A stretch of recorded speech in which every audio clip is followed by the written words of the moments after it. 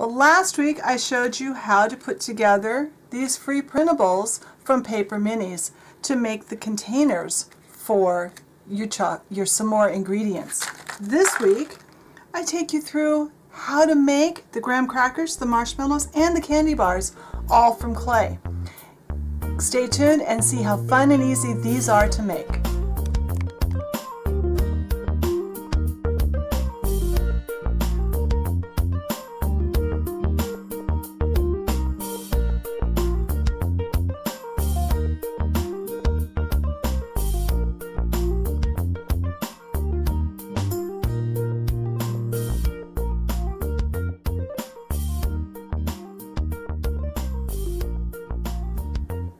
Alright, to start out our food portion of our s'mores, we're going to make some marshmallows. This is a real one.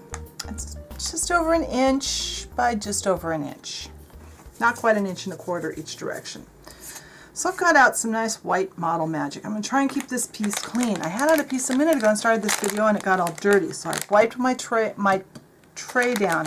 down with a wet wipe. This is Crayola Model Magic. We've used Model Magic before to make bread. Well, it's great for marshmallows too. Cut off a piece here. And I decided, there's a cat hair there, that about 3/8 of an inch is probably about where I want to go with my diameter. And I've got one of these circle templates. And you can buy these like at the office supply store or architect shop, things like that. That's just over 3/8 of an inch. That's good. This could shrink just a little bit because it is an air dry clay. Now, I'm going to slice these just under a 1/2 inch. Approximately 3/8, but my ruler doesn't actually have a 3/8. Once you get one you like, it's a little too long, that's okay.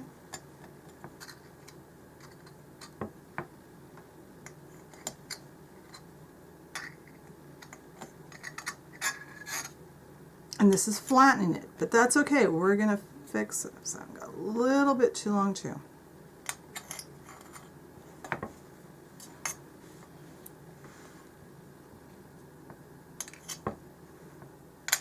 Alright, so now I'm just going to take these pieces we've cut and we're going to make a nice cylinder out of them. Remember, you want your edges just a little bit rounded, and that's really all there is to making some marshmallows. So if the kids are making, well, right now we're going to make the ingredients. We're going to come back probably next week and make s'mores. I want to get the clay portion of these all done, and then next week we'll take an opportunity to make some s'mores. This way you'll have your pieces that you would use to make s'mores.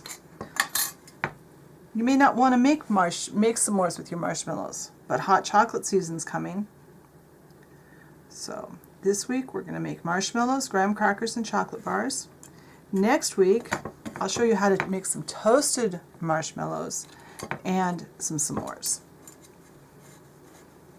So I'm just going to continue this until I have enough to fill this bag. Alright, now we're going to make some graham crackers out of some polymer clay. And I got this Sculpey 3 in tan the other day at Giant Fabrics on sale. So what we're going to do, I've got the paper graham cracker that I made from Anne's kit, or from Anne's printout. So I'm going to use that for a pattern. It's the perfect size to work as a pattern. And I have a graham cracker over here to kind of reference, but I'm not going completely by it. My color's a little different, and I'm going more by the size that Anne's got hers. I figured if I went with this one, it will fit with the boxes. I'm only going to show you two. I'm going to do a whole one and then a half one, and I've got more done on a plate over here. I'm going to cut into two pieces so you can see that too. And if the corners aren't quite, you know, like if you're a little off, it's okay. Graham crackers are not all perfect in the box. so it's okay. Right, and I'm working on a piece of sandpaper, in case you're wondering. I forgot to mention that. I have sandpaper down here. It's because that's going to build in a texture right away. I love working on sandpaper when I'm making things like these graham crackers. So for one cracker, we're actually going to set this down about halfway off. And I'm just using it, like I said, I'm using it for a pattern. So I'm going to line that up with the end. I'm going to cut this one in half. Now, this one appears to not be, I think I had my pattern a little crooked. Let's get this straightened up a bit. Alright, now for this one, what I want is I want to make that line of marks that go down the middle. So, I'm going to use my dental pick. We're going to use the dental pick or another pointy tool. We use a couple of pointy tools, but the dental pick a lot.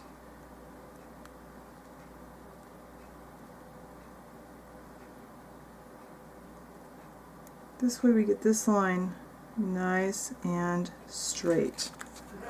Now, and that's my son in the next room. You can hear him. I'm sorry. 16-year-old boys are loud. Again.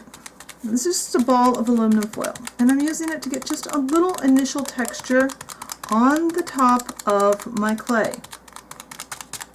Now, we're going to create the broken part of the edge so that it looks like on a real graham cracker. You've got a lot of texture here. We're going to do that now. I have 2 emery boards. It's really important that you have 2 of them and get the widest ones you can. I'm just going to show you this on one cracker. Well, I'll probably do that one and then this one and then one of the squares. You're going to sandwich this between the 2 emery boards. And usually when I'm doing this, I pull it right up against my body and work and use my body to brace it. But I'm going to attempt to do this where you guys can see it on camera. Take just the tip of your dental pick and just kind of make a swirly motion here. You're barely touching the clay. Just going in just a fraction.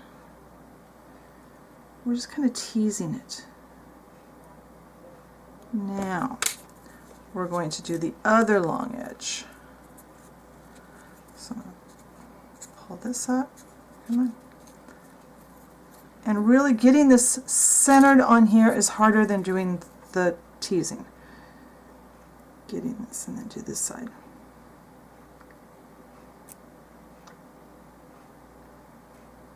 We're just trying to make this have lots of what looks like air bubbles and layers.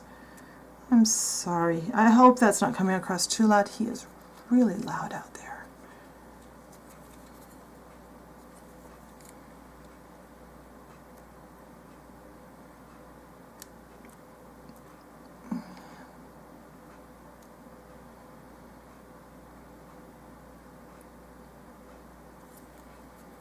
Now this end,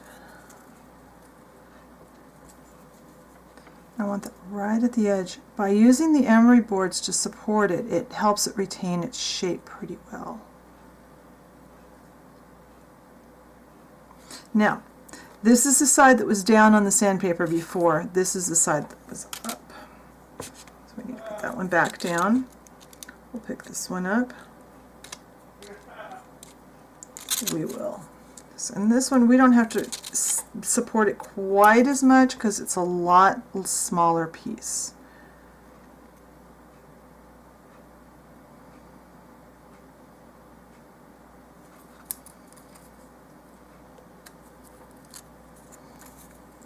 But this keeps it pretty good shape.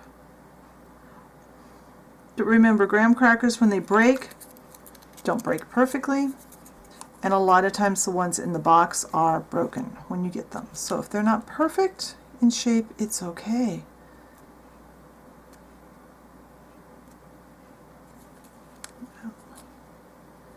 The last side, and I'll do this one off camera.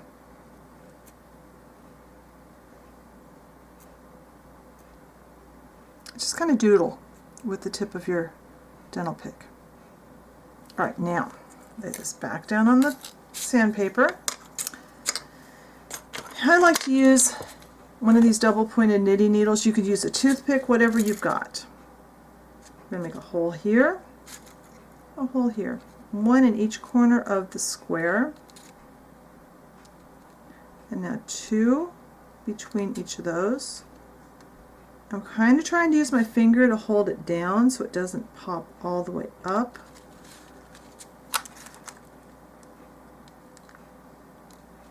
And now finish that pattern. Doesn't have to be perfect. This one, do the same thing. Corner, corner, corner, corner, corner, corner. Normally I have my finger up, but I'm trying to show you guys, make sure you guys can see where I've got those. 1, 2, 1, 2, 1, 2. It doesn't have to be straight. We're just giving the impression that there's a design on the top of the cracker.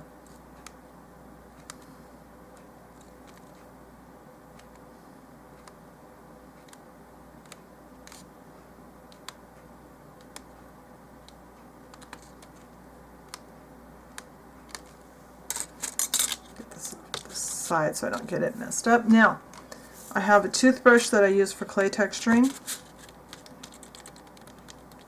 Just a little more texture.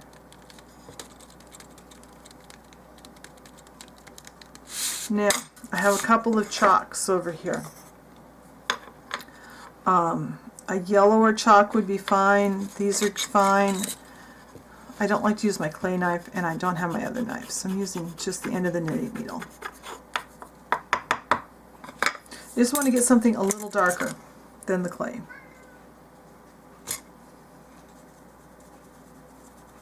Just kind of brush it on top. That will make it look a little more baked. Then put it on a paper plate, bake it according to your clay directions, and wait for them to cool. And when I get that all done, we'll come back and do the next step. All right, now finally we are making the chocolate bars to go with our s'mores. I'm using Sculpey 3 in Suede Brown.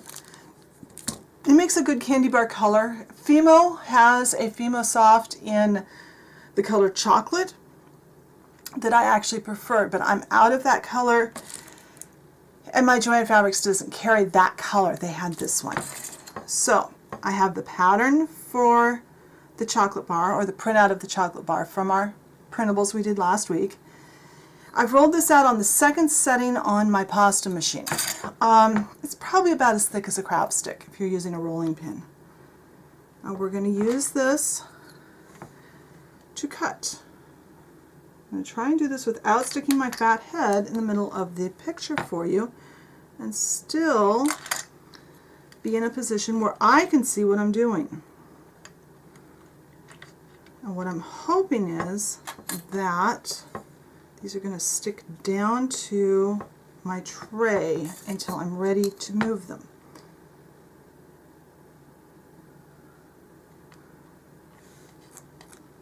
Because it will be much easier if they do.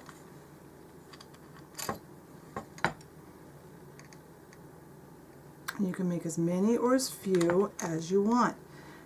And remember, chocolate bars are really good no matter what time of year it is. They're not just for s'mores. Maybe your dolls just want to have some chocolate bars. That's fine.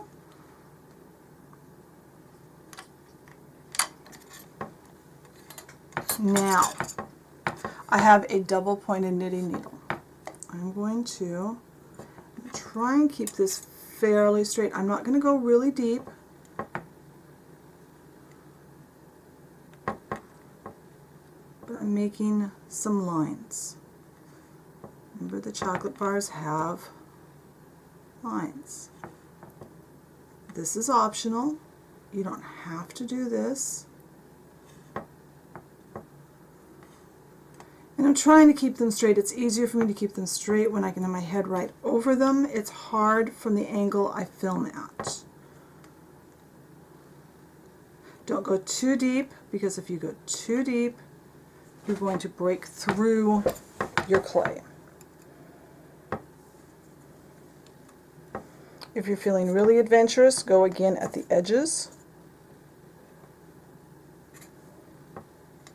This is why I wanted them to stay put, because it's just easier to do all of them at once. Now I can move them onto a paper plate. I've used this paper plate several times, so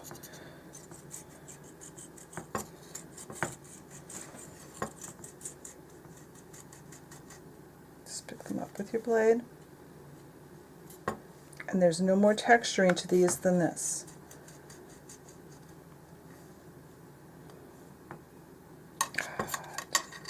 White cut through. It's okay. We can go back and cut it through the rest of the way. And if they aren't quite straight, that's okay. You can just say it was too hot and they melted a little.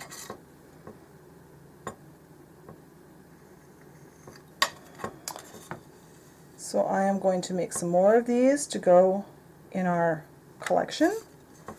And once I have all my chocolate bars baked off, I'll come back and I'll show you how this all turns out. And then next week, we're going to use these same ingredients and make some s'mores.